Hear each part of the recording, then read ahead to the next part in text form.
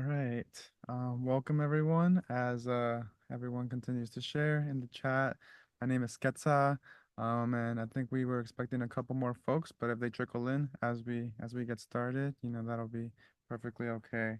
And so with the DIY PhD program, we generally do a grounding together. So I will lead this for the info session. So I invite y'all if y'all are in like a place to sit or kind of be, stationary for a moment, to close your eyes, um, take a deep breath, giving gratitude to Mother Earth, Pachamama, Tonantzin, giving gratitude to the elements, to the guardians of the land in which you reside on currently, and maybe lands that you come from or are connected to, giving gratitude to yourself, to your loved ones, to those in your mind today, this morning or afternoon or evening, depending on where you may be joining us from. And sitting with like the emotions that may be present right now, excitement, anxiousness, curiosity, and all the different types of emotions and sub-emotions that can exist within those that I just named. Knowing that you made it here today, that you're here sharing space with us and um, embarking on whatever brought you here, whether that's just curiosity and questions or really seeking to start a new path forward or integrate into the work you're already doing.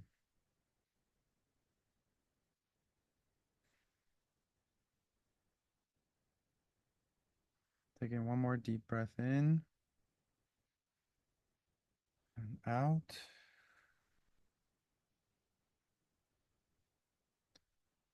Yeah, and sending lots of love to those around the world that may be suffering, that may be harmed by systems of oppression, systems that are outdated and don't support the collective and the future of liberation for all people and all living beings.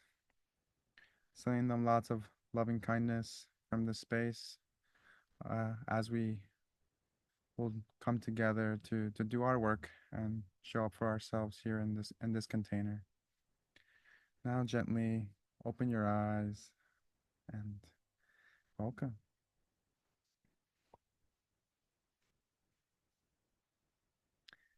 Yes, thank you. Hopefully that was nice and sweet. Yeah, my name is Ketsa. I'll start by introducing myself. I am a two-spirit individual, so although masculine presenting, I have been identifying as a two-spirit person for the last year or two. And if anyone was not familiar from two-spirit about two-spirit identity, it's kind of carrying the masculine and the feminine within an indigenous kind of context. And I actually am still currently learning more about what this means and how I identify within this identity. Um, I before I came to meet Sarita and to the school for the Ecocene, I was in a master's program and I graduated with a master's in educational leadership. And before that, I had a lot of experience with mutual aid and um, frontline work in New York City, where I was born and raised. And so then I met Sarita, and then I met the School for the Ecocene, and then I'm a part of the DIY PhD cohort 7. Um, and over the last year, I kind of been living on land here in Yoka territory, which is Central California, learning like land stewardship, ceremonial work, and sweat ceremonies. And I'm also a facilitator for GARN, which is the Global Alliance for the Rights of Nature. So, the Rights of Nature is a movement that's trying to kind of constitutionalize rights for non-human living beings, because it's a one helpful way or one way that we can combat like ecocide or things that kind of destroy species and destroy the planet. So, do some work there, and yeah, I'm just kind of combining all my experiences together into my DIY PhD, or my dissertation, or if you want to call it that, or my life as ceremony. So all these experiences have kind of brought me here, and I will be the TA, or the transformational alchemist, for the incoming um, cohort 8. So with that, I will close and I will pass it on to Sarita. Thank you.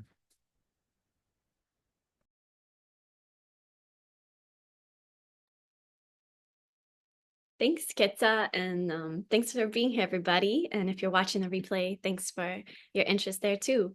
Um, so, as Quetza mentioned, my name is Sarita. I'm the facilitator for the DIY PhD with School for the Ecocene, and that's a journey that my friend David Whitaker and I started back in 2013. We were just graduated from UCLA's program in art, grad program, MFA. And we felt pretty disillusioned with academia, but we wanted to keep learning, and we wanted to keep learning in a rigorous way, in a consistent way, but also in a way that honored our bodies and our spirits. We both had different spiritual practices. Mine's rooted in earth medicine, and we didn't want to compromise following joy, following liberation, and so we decided to make our own program instead of trying to fit into some other academic institution in the US. And I'm living over here in Ohlone lands. My ancestors come from Bolivia on my mom's side, and Ireland, France on my dad's side, Cajun Irish. And I'm a parent, I'm an artist. And in 2020, my family relocated to the Bay from Los Angeles. And that's kind of when I decided to start sharing with other folks some of the methodologies that David and I came up with David's blessings. And it's been an amazing journey since then of just cultivating a cooperative school for the earth. So School for the Ecocene started as sort of a solo project for myself, and we also hosted my teacher, Olivia Chumacero's classes called Everything is Medicine. And then in 2 years after that, in 2022, other folks were interested in sort of holding the school. And so we've been on a journey to create a cooperative school. So now we are a worker-owned school and a community-owned school. And I'm going to transition over to this slideshow that we made to share a little bit more about the school and then the DIY PhD program. And if any questions come up as I'm talking, feel free to drop them in the chat. And then we're also going to open up for Q&A after this presentation, and also address some of the questions that came up that folks put into the little form to come to the info session today. So thanks for asking those there too. All right, I'm going to start sharing my screen here. And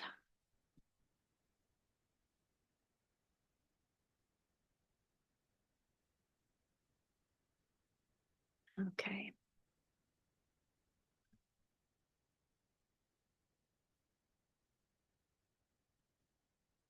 All right. Shout out to Jenny Montalvo, who's our design steward at the school for putting this slideshow together. She's done all of our visuals for the school, and channels really beautiful work. All right. So this is a picture with the 6 worker owners that are active stewards right now. And here's sort of the reason why our school exists. Western academic systems of education have failed to address and prevent ecocide, illness, exponential class divisions, and wars. Schooling that prioritizes the individual, capital, and competition over embodiment, collaboration, and interdependence have accelerated the disastrous effects of climate change and resource extraction for profit, primarily for low-income Black and Indigenous communities. We are generating a sustainable alternative.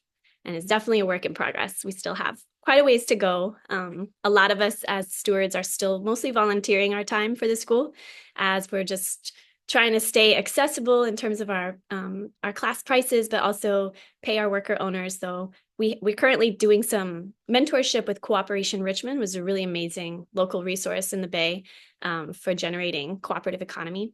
And that's been really, really beautiful experience. So we're definitely still in the capacity building stage as a cooperative school. But here we have Jenny, myself, we have Chayo, Joe, Dongi, and Ink.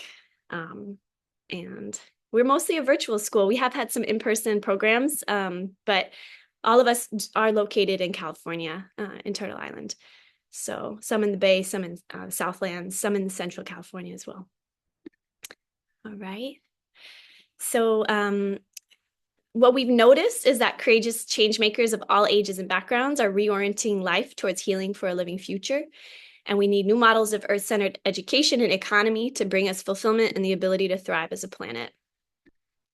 And so what we do, since its founding in 2020, School for the Ecocene has cultivated programs and community for planetary liberation, the vision that all beings on Earth can live healthy, abundant lives in reciprocity with the Earth. And in January 2023, we officially became a cooperative. And then this year has been huge for us because we also launched our community membership, which means that community members can also be owners of the school. And we have launched our school press, which is Ecocene Press, with our first publication called Earth Doula, which is written by our elder Queen Hollins, who's a Black Indigenous earth medicine person out of Long Beach, who's been an amazing elder and steward for sort of the vision and values of our school as well. And her book is really highly recommended. Earth Doula is amazing, with lots of rituals and practices for stewarding our earth. And then we just held our first in-person confluence, which is like our take on the academic conference, but it's embodied. It holds earth medicine, a ritual, and DIY PhDers presented their research. And it was truly remarkable. I think we were all pretty shook just hearing what folks were creating, witnessing just all the medicine pouring from them, and the projects. I'm going to give you a little sample of some of the projects that people presented on as well, so you can get more of an idea of what these DIY PhDers are up to. We've had over 550 community members in our classes, online platform, and events. We've held over 60 classes, cohorts, and programs since we started. And here's some testimonies. I'll send this to y'all via email after the info session too. So if you want to spend more time. I think some of the feedback that we get from the DIY PhD program is really just the joy of being in community with like so many like spirits, people that care about similar things and passionate about similar things. And Inc. in particular was working on their DIY PhD independently. And they kind of were Googling like how to find support for that. And then they found us. So sometimes, DIY PhD is not proprietary. It's definitely something anybody can do anywhere. And it was really cool to meet someone else that had kind of come up with the idea or even received the idea from whatever source and link up. So Inc.'s been an amazing part of the school. And then then we have folks who also just felt really othered in academia, where for maybe they're neurodivergent, being queer, being even identifying as a woman. Like there's just, Western academia was created for wealthy white men. So it makes sense that so many bodies and spirits don't feel comfortable there, don't feel supported there, and even more than that, feel harmed there. So I think just being in a program that's receptive and welcoming has fostered a sense of belonging for a lot of people. And we really incorporate joy as well. And gotta have, if we're not having joy in our program, it's going to be hard to continue it as an independent scholar for 6 years. So we're always trying to weave that joy in too. All right, so a little bit more about the DIY PhD program. This coming cohort is going to have our TA Quetza as a support, which I'm super stoked about. I think you got to hear a little bit about Quetza's background with Garn, especially, is so amazing. The global, like the rights of nature just seems like such a powerful, remedy for the way that nature's been othered and objectified through capitalism. So it's just so beautiful to see all the movement work that Quetza's up to, and also Quetza being an earth medicine person living on the land. There's just so much beautiful ceremony happening there, and so I'm really grateful, Quetza, that you're going to be joining this cohort as our TA. I know we all have a lot to learn from you, and truly, we're facilitating it, but it's really a peer learning experience. We're all going to be learning from each other. You all have so much to bring. Each cohort member always brings so much medicine and knowledge and experience as well. So it's definitely a collaborative learning environment. I'm excited to learn from you as well, Quetza. And so cohort 8 enrollment is now open, and we're going to close it on December 8th at midnight PST. And then classes for cohort 8 are going to start January 10th from 10 a.m. to 12 noon PST will be the weekly class time. And we're going to meet weekly through May, so January through May, and then bi-weekly from, I didn't put it in there, to September through December. So it's like a 2-semester program. And when we shift from the weekly to bi-weekly in the second semester, what's happening is that smaller cohorts are meeting to do their research and work in between the larger cohort classes. So it's sort of a shift in rhythm, but really everyone will still be meeting weekly, just sometimes in a bigger group and sometimes in a smaller group. And the idea of the mini cohort meetings is that people are practicing self-guided so that they can continue the program after year 1 in these mini cohorts or in other cohort formations, and they'll already have the experience of sort of like being self-guided, not in the facilitated cohort, but just in their own way, finding their own rhythm with that and how they like to conduct their own cohort meetings. So that transition is kind of built into the second half of the program. Spring break is going to be the first 2 weeks of April. Summer break is June through August, and we take a fall break in the 4th week of November.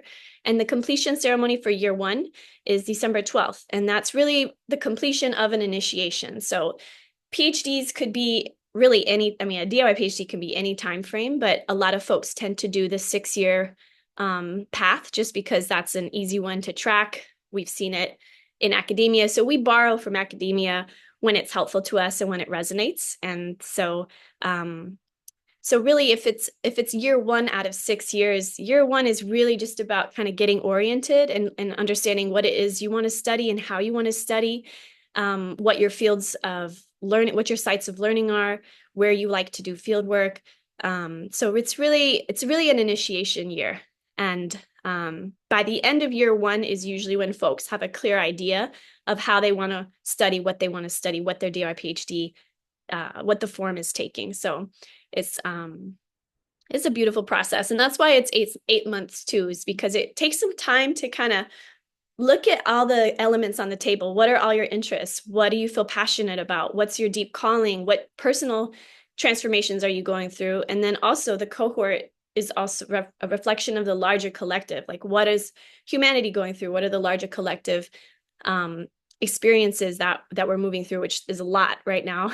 And so that also impacts the scope and direction of people's programs, because we're ecosystems impacted by other ecosystems. We're not learning in a vacuum. So 8 months is a really nice amount of time to kind of dip in and be open, be experimental. And then the second semester is usually when people start kind of pulling it together in more of a form and have a clearer idea about what their program is. Let's see what we got here. Each session usually holds the following elements. So each class would have a check-in. The check-in is where we connect to each other. We listen to what's happening in our emotional selves of like, we don't want to come to class and pretend that X, Y, and Z aren't happening in our lives. All the things happening in our lives are actually invited in as teachers. And so when we do a check-in together, it's the whole circle of the cohort. People just share where they're doing, what they're at today, how they're feeling, and just to kind of deepen connections to each other in that way. And another beautiful thing about the virtual class, an advantage of the virtual class, is that also folks can come to class off screen if they need, if they're feeling lower energy that day. People can be off screen and still like type in the chat. You don't even have to be on the mic. And we also record class. So if folks can't make it, we send the replay as well. And then we do a centering, sort of what Quetza did for us at the beginning today, of just opening the container as a sacred container. So we usually do that with intention and with acknowledging the lands we're on, the elements, the earth, and any spirit teachers. So we are very much learning in body, mind, spirit, community, habitat, and emotion. So these are some of the ways we touch on all those points each class. And I think the centering really just invites in a whole lot of flow. It invites in support, and it invites in a presence for each of us to show up and just remember to connect to our breath and our body before beginning the more like head work or the mental activity. And then we usually do some kind of movement practice, is some sort of embodiment practice. Sometimes it's dancing, sometimes it's stretching. It's never too vigorous. And folks are also invited to kind of turn it into their own practice each time. If they're feeling lower energy, they can, again, just like sort of sit and breathe. If they're feeling like they have some energy to get out, they can do more. But that movement or the embodiment piece just really helps us open up our channels and feel the blood flowing, get the oxygen moving around, which just supports us again in learning. And then we usually do a guided meditation. This wouldn't necessarily be every class, but the guided meditations is a practice I learned from my teacher, Mama Eva. And I found it's just a really effective way to tune into our intuition. A lot of the times when we get in our heads, we can just get a lot of interference from other people's projections onto us about what we should be doing, or old stories we carry about ourselves. Or when we do the guided meditation, it kind of invites us into a deeper place of listening, of like what's coming up for us and what we're feeling called to. And the whole program is really about just like tuning into what we're feeling called to so that we can follow that path with more confidence, grace and comfort and ease, and just really pulling in alignment for our lives. And then we usually do a mapping practice, and that's sort of like, okay, we did all this work to be in our body, to be in our spirit, to be present. And now we're tuning into our intuition about what we want to learn, what we want to make, how we want to conduct ourselves in relation to our communities and more collective movement. And then we do the mapping, which is like a creative practice to kind of bring in all of these points into a physical form, so that we can start seeing what it is emerging that we're making or creating. And so those are sort of the main elements of each class of the DOI PhD. We are going to have guest facilitators this cohort as well. So probably either once or twice a month, there's going to be additional folks coming in to share their practices in medicine. Some of them are previous DIY PhDers. Some of them it's just people we've met in the community that just one of the people is like Leo Rising. I really want to invite him. I've talked to him about it. He's open to coming to be a guest facilitator, and he really supports folks with like moving through old stories and releasing patterning that's not serving us anymore, and really inviting in our wholeness and our happiness and things like that. But he does it in a really immersive, fun, playful way. So yeah. Oh, I see a hand raise. Yes, go for it. Remember, did you say that questions were going to wait until the end, or is now an okay time to ask a question? You can ask a question now if you want, and we're also going to do a Q&A section at the end. So either way is fine. I'm curious about with like the mapping, like what types of like containers do like could you give an example of one that y'all use to like kind of facilitate that process and what that looks like? Sure. So I'll give an example I did last night. I had a friend over and we were talking about sort of like, we both feel like we're at the end of a 10-year cycle. And so we were like, okay, we're at this completion of the past 10 years of work that we've been building. What's next? What's our next 10-year going to look like? And so we ended up lighting a candle, we sat down, we centered, and then we did a visual map of like what we want to call in for our lives in 10 years. And so that's the kind of thing we do in the DOI PhD. And it can range from something really broad, zooming out like that, or it can also get really specific, like mapping your reading list for the semester, mapping your areas of study, what areas of study you want to focus on for a semester. Does that help a little bit? Yeah. And so the one material for the class that we ask folks to have is like a sketchbook, just like blank pages, any kind of blank page sketchbook. We do a lot of mapping in there and we do some writing as well. So it's like, it can be word maps. It can also be images. Sometimes it's helpful to pause on the words, which can sometimes feel limiting, and instead get into like sigils and symbols, creating a symbol to represent what you want to feel. And also the prompts are usually pretty open. They're not, sometimes it can cause us anxiety if we're like, I don't know exactly what I want to be doing in 10 years. And the guided meditation kind of prepares us before that point of like, instead of knowing exactly where you're going to be or what you want to be doing, it's more like, how do you want to feel? I want to feel confident. I want to feel connected to community. I want to feel like I'm living with the land. I want to feel like my work is contributing to larger movement. You know, we kind of tune into the feeling rather than the actual like specifics sometimes, which might be still unknown and forming. So, but the maps are given, we give prompts that help folks kind of channel, and then folks are always welcome to kind of branch off and just do their own thing as well instead of the prompts. Like always, the most important thing, not the most important thing, but a feature that's really central is really listening to what resonates for you. So if any of the exercises or prompts don't resonate, that's great information, and folks are invited to instead just kind of like make it their own or do something different too. Okay. These are the class themes. So during month 1, it's all about the substrate or the soil or the ground. Month 2 is about connection. Month 3 is the core. Month 4 is abundance. And speaking about abundance, it's sort of redefining what abundance means for you, and also touching into like what kind of economies are going to be supporting you as you're working on your DIY PhD, as you're creating your work in this world. So because economy is a huge part of being able to survive right now too, is figuring out how to match what you want to do with also getting paid or covering your bills, and also being able to like have abundance to share with the community and give back and things like that. So month 5 is about communication, of really like all the previous work is sort of the groundwork, and then how do we move from all of the groundwork we're doing into starting to share it with other people in words, in projects, things like that. Month 6 is vision, of really connecting to where you want your work to go, whether it's a short-term vision of like, okay, by next year, I'd like to be doing this. Okay, in 10 years, I want my life to feel like this. So vision. Month 7 is creation, of really like creating, usually folks create like a year 1 project that represents their learning. And then month 8 is integration, of sort of like, okay, we did all this groundwork. We figured out how we want to start communicating it. We're connecting to our visions and bringing the visions into reality now.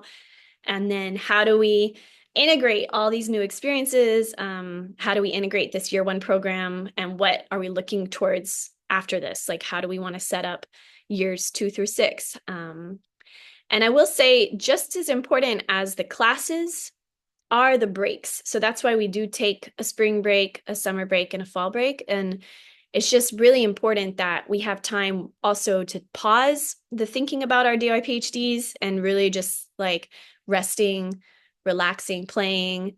And so many downloads come through those times where we're actually like on break, of like, oh yeah, this is all starting to click now. Or, oh, I'm noticing this thing I thought was really important isn't that important anymore. So the breaks are just as important as the classes, because it also helps that integration piece. Okay, and here I'm sharing a zine that Jenny, our design steward, just created this year for us. It's a DIY PhD zine. So excited about it, through Ecocene Press. And so I want to share this with y'all because it has examples of people's projects. And it also has a little more info about the school. Your DIY PhD is yours. There's no one right way to create your program. And some prompts to get people, give people a little taste of some of the prompts that we work with in the class, or prompts to help people get their DIY PhDs started. And then here's some examples, DIY PhD showcase. So I'll just try to summarize a couple of these. So Jenny, let's see, her project is all about the heart. She's exploring the heart from a scientific, spiritual, earth-based, and cosmic lens, using design, illustrations, poetry, symbols, and personal experiences. And she's been making sort of like artwork about that. She's an amazing painter, and her research has been super inspiring too. Like the scientific part, you know, we weave all the modalities. So weaving the scientific with the spiritual, of understanding what the heart's function is, how it's working. It's been powerful. Savine has been creating a DIY PhD all about transmuting like madness, things we want to compost, decomposing, interspecies becoming, enchantment, devastation, and monster medicine. An ecology to reckoning with what is irreconcilable in their lineages in service to greater collective aliveness. And the form of that has been Savine was creating altars and also just sharing practices to transmute monster medicine, like viewing the monster not as something negative, but actually as a teacher, whatever feels like the monster in our lives or in the world, learning from the monster medicine. And then Susanna Simpson is creating Convent of Desire. And it's a practice of devotion and honoring the connection between spirituality and sensuality. And part of Susanna's DOI PhD has been they created these classes called Warm Humans, and it's to support folks in getting in touch with their sacred sensuality. I took the class several times. It's amazing. And Susanna does a lot of poetry and performance art as well. Okay, go to the next. Ariane has created this project called Film Spells, a cutie BIPOC first community of storytellers exploring the magic of deep listening and reapplying ecological lineage-led wisdoms to art, play, sense-making, conjuring film as a tool for divine reconnection. And I think they just had their Film Spells 3rd anniversary. So it's so cool to see the way that project has really taken off. So you'll see some people are making, doing writing and books. Some people are creating programs as their work. It's very, sky's the limit. Chayo, Rosario Luis, is also a steward with our school. And Chayo's DOI PhD had her creating Oxor Awishko Community School. And she's very interested in re-indigenizing education through play and land stewardship. She's an abolitionist unschooler. And so it started as a project she was working with for her kids, and now it's expanded. There's all these other kids joining her community school. So it's really beautiful to see that project emerge from her DI PhD. J. Nyla Inc., also one of the stewards, is really been creating applied sciences research through liberation-focused private practice. So one of the things Inc.'s actually launched is their own business since they started their DOI PhD program. And they do consulting, not just for peers now. It started as more like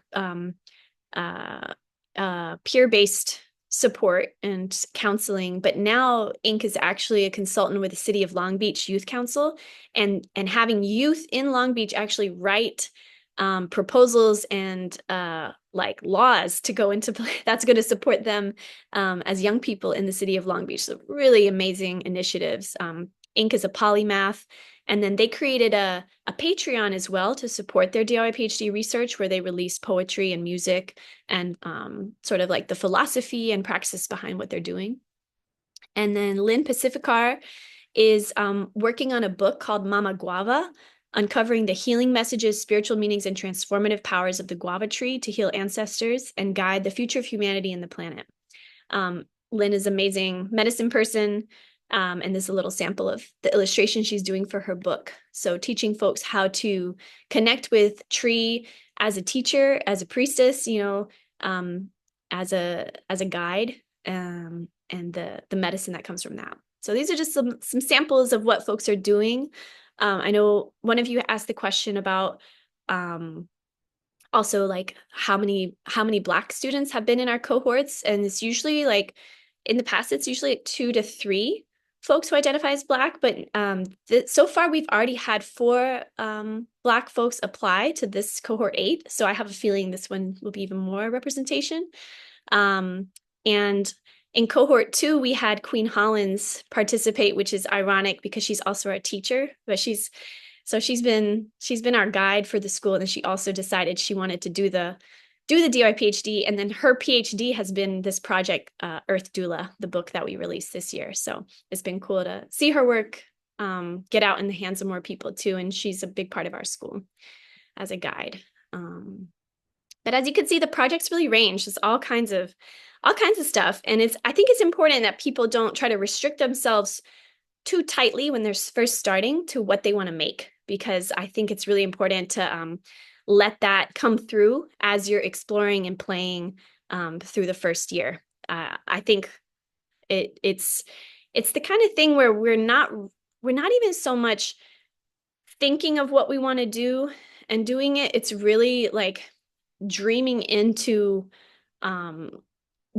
like really listening to our wildest dreams, listening to our ancestor guides, listening to our bodies. And through all of that listening is really where the programs emerge, which is honestly a relief because sometimes we can get stuck as humans in our heads and trying to figure everything out. And in the program, it's not so much about figuring it all out. It's actually just like releasing expectations, surrendering to the process, and then also just like growing that trust in yourself.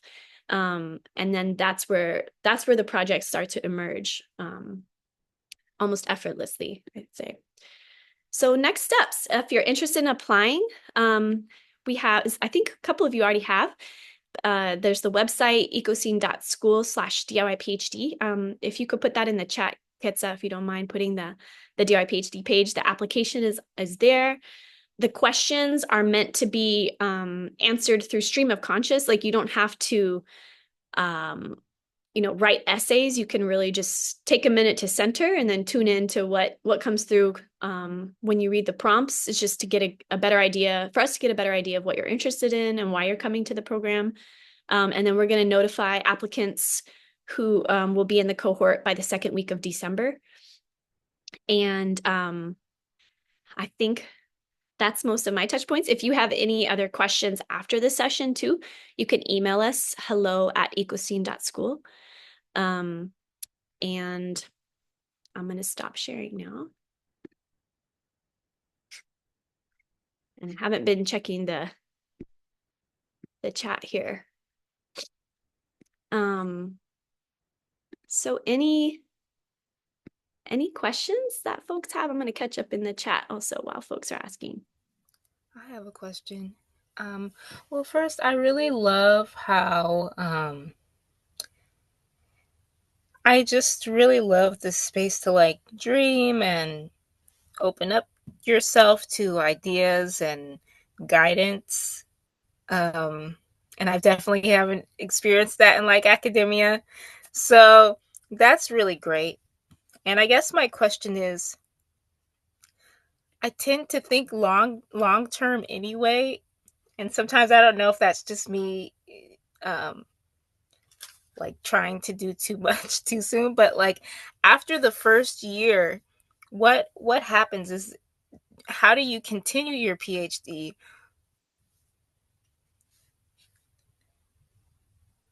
That's a great question. Thanks for asking. And the answers be dictated and shared.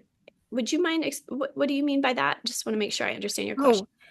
Oh, I wonder so it seems like Oh, sorry, that's Asia in the chat. Oh, sorry. Sorry. Yeah, My bad. Asia. That was just like on some applications I've done, there was space for us to like record or even like our voice or video of us responding to the prompt rather than typing it. And so I'm wondering if that could be if that's an option. Oh yeah, I love that. I don't think the form is set up for that right now, but if you would want to just email us your responses as voice notes or videos, instead of maybe just still fill out the form with like your name, the stuff at the top, just so we have that recorded. And if you wanted to email us files of the dictated responses, that works for me. Yeah, I think that's a cool idea. Sorry, I wasn't sure if you meant answers to the questions now being dictated, so I wanted to just cover that really quick before jumping to yeah, it's just the format. I think it's more accessible because for some people typing is like, a big struggle and the other ones are more ease filled. So it's Cool. Okay, so back to your question, Simone, and thank you for that question, Asia. So actually, before I go into that specifics of what it looks like after year one, I will say what we've noticed is folks tend to go into two different tracks for their DIY PhDs, which they kind of figure out through the process of year one. There's some folks who we call them the life as ceremony track, which is that they're not so much interested in creating something or producing something. They're more interested in aligning their life in such a way where it's unfolding with ease, where it feels like they are on a spiritual path, a sacred path of resonance, where just everything they're doing kind of folds into each other, and before they know it, they're living and stepping into the life they've always dreamed of, and that's sort of that's what's unfolding. And so it's very experiential. And for the folks that are doing the life as ceremony track, it's almost like the practices that they learn and deepen in year one just kind of keep carrying them. They return to them, whether it's the meditations or the mapping or just connecting with someone they really feel safe and comfortable with, and checking in on what their goals are coming up, or what they've been moving through, or what's feeling challenging, what the blocks are. And so it's almost just like the practices become completely integrated into the life. And so their program is almost like it doesn't even have an end, because it's just after year one, it's just they're on their path and it's happening. And so and that was unexpected for me, because I'm a little bit more like project oriented kind of person. And so when I saw that was something, some people were just really drawn to that, and that's what was important to them. I love that. I thought it was really inspiring. And that's honestly like, everyone's doing that anyways in a way in their life. We're always learning. And so especially like, yeah, especially maybe how our ancestors learned was just integrated in their lives in community. It wasn't like a separate program. So I think it's pretty inspiring and cool. Other folks like myself are more like, I like to see what I made. I want to see like, and I want to hold something that represents my work, or like I want to track it through objects like a book or a painting or a paper. So for folks like that, I think it is helpful to continue having a container where they can dip into the work and keep building on whatever it is that their research is that they want to be learning about or working towards. Thank you, Mega. So good to see you. Bye. Thank you. Bye. And so for folks that are wanting a continued container, the idea is that they could either do that in their own community. They could work with like a friend or someone that they just like hanging out with, and you co-work really well together, or they could keep working with someone from the cohort and just keep having the weekly meetings in semesters. And at the end of year one, we kind of make a timeline of what that could look like for folks continuing. So if people do want to keep meeting in a container, they can talk to people in the program and sort of figure out, okay, let's take our winter break and then let's start our next year in January together. Let's meet every Wednesday at this time. And then they can keep the rhythm going independently like that.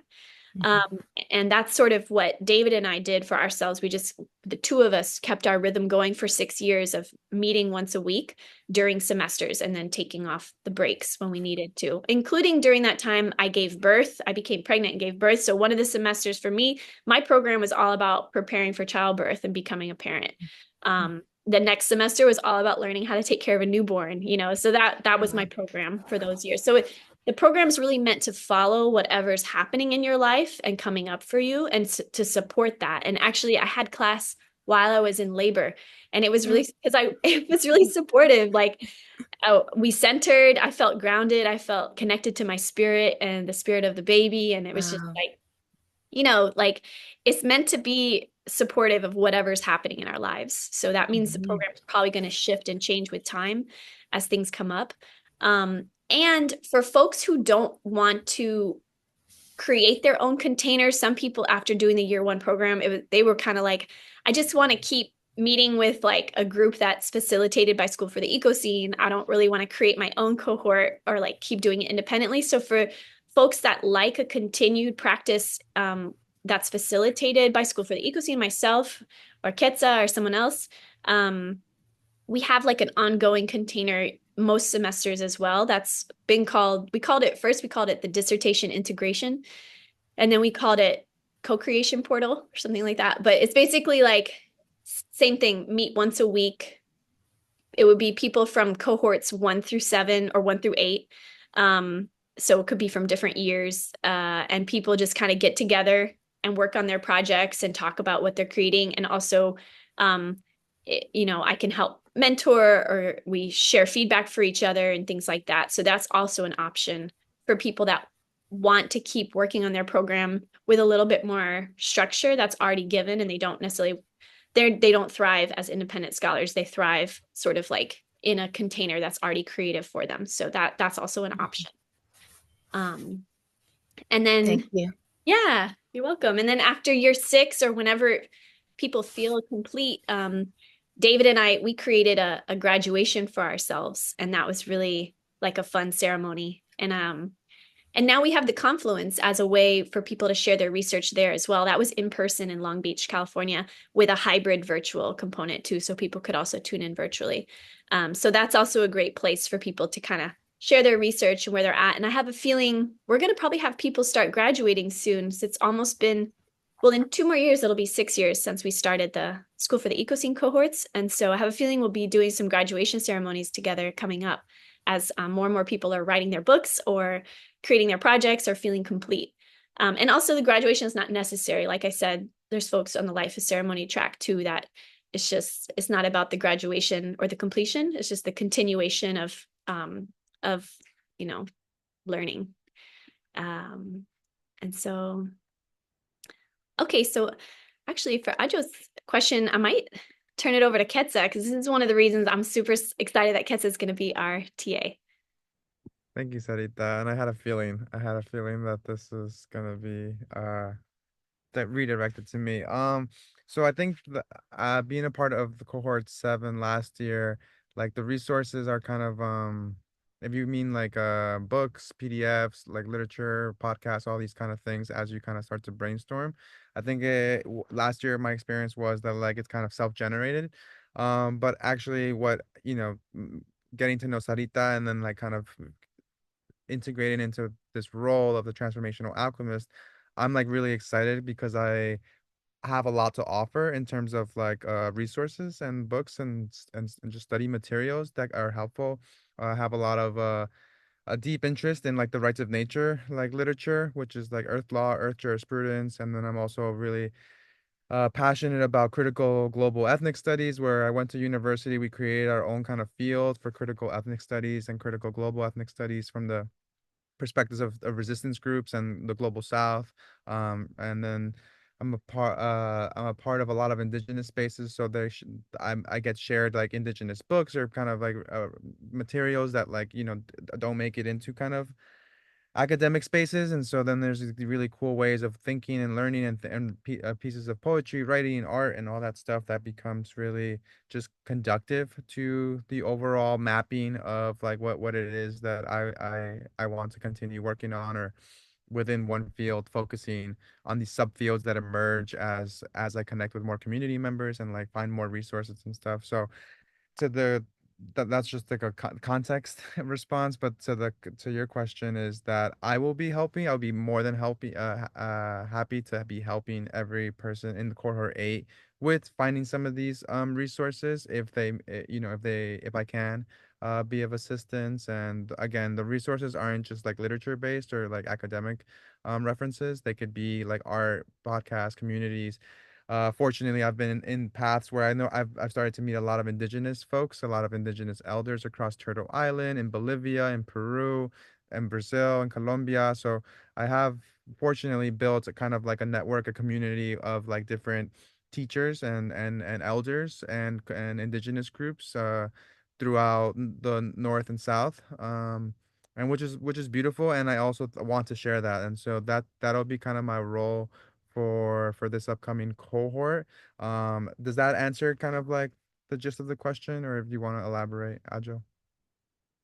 Oh, my name's Asia. To Oh, add on to that question, because we, are navigating capitalism, if there are spaces where we need like money funding for things, like in terms of resources, I'm wondering like what, is the capacity like of the School for Ecoscene to like maybe support with, grants writing and like things like that that might come up in connection to our projects, or also just like mapping and sourcing like in community resources, to accessing the space and not having to spend money, because there's all these interwebbings. And so I'm wondering like if those are things that folks have received that type of support in this container, or if that's something that folks have kind of sought outside of the School of Ecoscene, or both.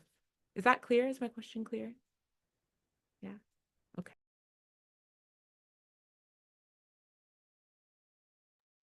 Sarita, do you want to take it or should I? Uh, okay. Yeah. So that's a great question. And also, Ajo, thank you for your question. Um, so it's mostly been self-sourced in the past, but what we offer are like strategies that have worked for people. And then I'm really excited about Inc. being one of our guest facilitators because Inc. actually raised an amazing amount of money for their DOI PhD. I don't want to misquote it right now. I can't remember that. It was thousands of dollars for their DOI PhD. And so I really want to have them come in to really share what their fundraising strategies were for, like how they were able to raise that much money. They also employed the strategy of the Patreon, which is what I did to fund my DOI PhD. And what's helpful about something like a Patreon or a Substack, where it can be audience funded, it also helps you stay accountable to sort of what you want to be working on. So, for example, for when I did my Patreon to support my DOI PhD, I released one sort of video a month about my research. And then I released one more like essay writing about my research a month. And that kind of helped me. I mapped it out ahead of time, like, okay, if I'm going to do this for like 12 months or 2 years or however long, like what are the topics I want to be researching? And also towards the end, it became interviews. So I would release, instead of the writing each month, it was like I would release an interview each month, or that was the video. So anyways, just having that structure, I would do like a new moon post and a full moon post to my Patreon. And that also built up my work that then became my dissertation. So it became textbook for the Ecocene, which I'm going to share that with all the applicants, or all the folks that are enrolled in cohort 8.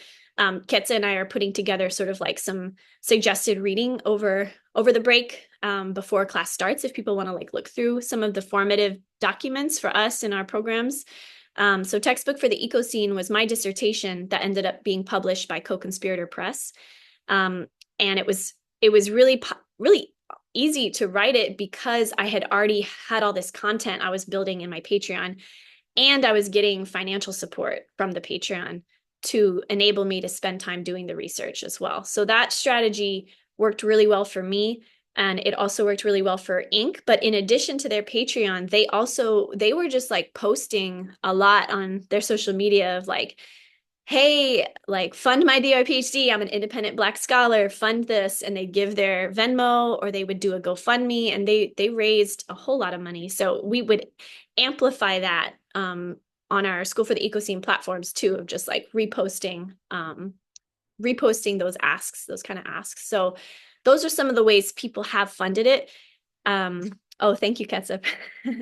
And I will say, there's drawbacks to doing an independent, a DIY, a do-it-yourself PhD. Some of the drawbacks are those last two questions that y'all asked of like, we don't have the resources that big institutions have. We don't have, endowments. However, a lot of those endowments are all, funding genocide right now. And so it's like, not to laugh about that, but it's just, there's funding and resources there, but also where are they coming from? But we are very much still an emergent school, so hopefully in the future we will have like a lot more resources to offer. But I'm really grateful that Quetza is on board as our TA, because Quetza, I think Quetza is more connected to a lot of the like scholarly research through a decolonial and re-indigenizing lens. But Quetza is going to, I think, really be able to help folks access resources like articles and publications. And then we also in the program we talk about doing interviews, because autoethnography, I'm gonna try to sum this up really fast.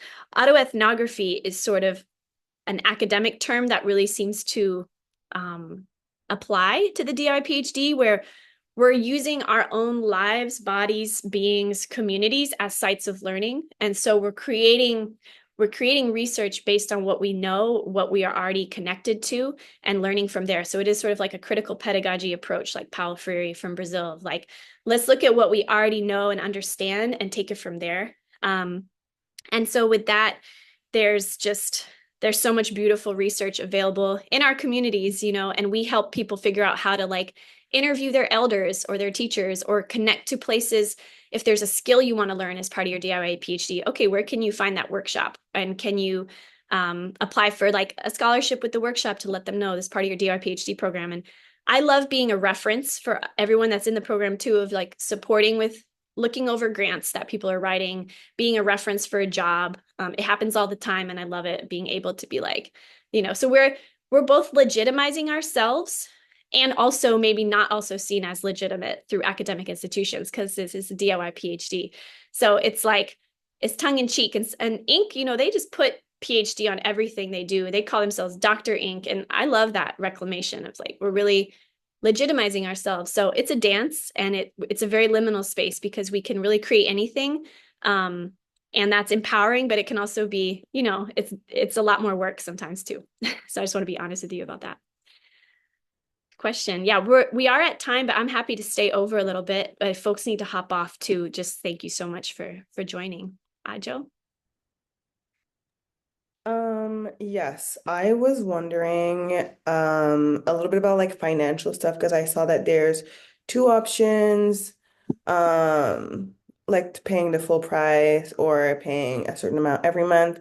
I was a bit curious if you have scholarships or different financial arrangements that you're like willing to make, or if it's like very strict. Yeah, great question. So just part of my own practice, being like a white presenting and white ancestry mixed person, it's important for me that we have Black and Indigenous scholarships available. And so we currently have four scholarship spots open for this semester for folks that are low income and Black and Indigenous. And we let folks self-identify on that in the application. So far, because we'll usually have 2 to 4 people that apply for that in each cohort, we've been able to meet all of those. Some people, we do it sort of like a case-by-case basis. Some people want to do half of the tuition. Some people need all of their tuition covered. However, if we have more than 4 folks apply for those scholarships, which I have a feeling we might this year, we'll have to figure out sort of like case-by-case basis if we can do some people at half the price, or who might need really just like a full ride, who's maybe housing insecure, or they don't, so it's, there's no specific way to know right now, but there is definitely room to like collaborate on that, of like, let's figure it out. Because if someone feels like a good fit for the program, it feels really important that they're in the program. But yeah, just for our own like sustainability right now, we have like 4 full scholarships basically. But if we have like 8 people apply, then maybe we would need to do 8 half scholarships instead. So it's kind of to be determined, and we'll be figuring that out. And as people apply too, we'd like to meet with them. So we would set up like a Zoom to talk about some of those specifics ahead of time before anyone commits. We'll definitely, before people commit to the program, we would have a clearer idea after applications close, I think. That makes sense. Great idea in the chat here, Simone, about a collective GoFundMe. I love that. Any other questions about anything?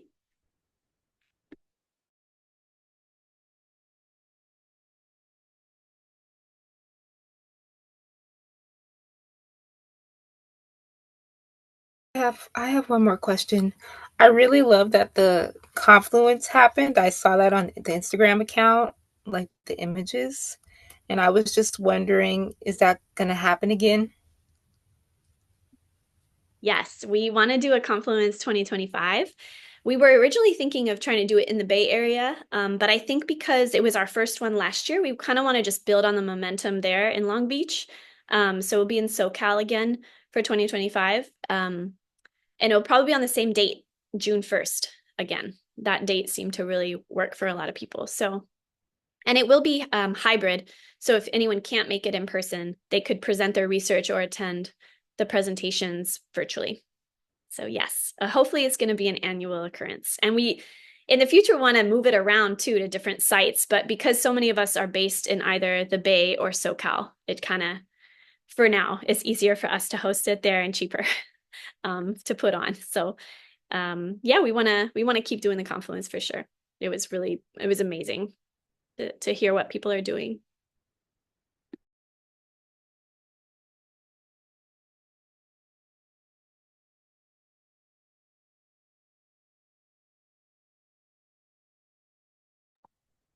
All right, I think that might bring us then to our closing for today. Quetza, do you want to say any words just to close us out? And just appreciating everybody for being present. Thank you for your time.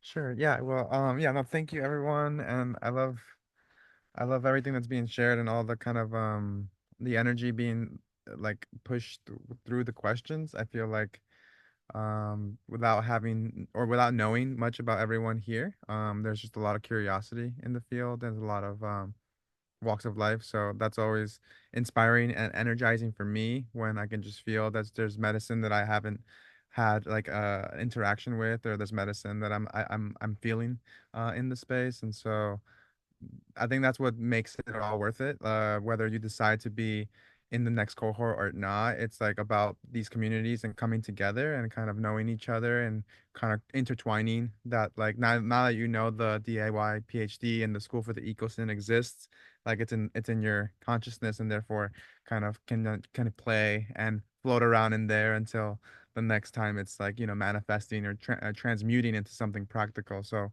the beauty in what I found over the last year and a half being involved in this community is that when things get rough and dark, there's always like people that I can like look to either on social media or reach out to, that are trying to make the dreams and the fairy tales, kind of like fairy tales of like liberation, like happen in different variations, and that sparks me to kind of continue my own dream weaving and manifesting, what I hope to cultivate into this world, which is very crucial at times when things are very tense. So really just wanted to close with gratitude for everyone here for making time, and for Sarita for holding this container, and to all the DIY PhDers and everyone, all the stewards of the school, all the elders and all the teachings that have flowed in through each of us, who have been able to carry forth their medicine to hopefully kind of support the future generations and support the future of planet Earth, Mother Pachamama, or Tonantzin. Um, and yeah, I think I want to close that. Unless Sarita, would you like me to close with the guided, or okay? I would pass it back to you. That felt good. Thank you, everybody. Stay connected. So sweet to meet you. Have a good rest of your weekend. Thank you. Bye. Thank you.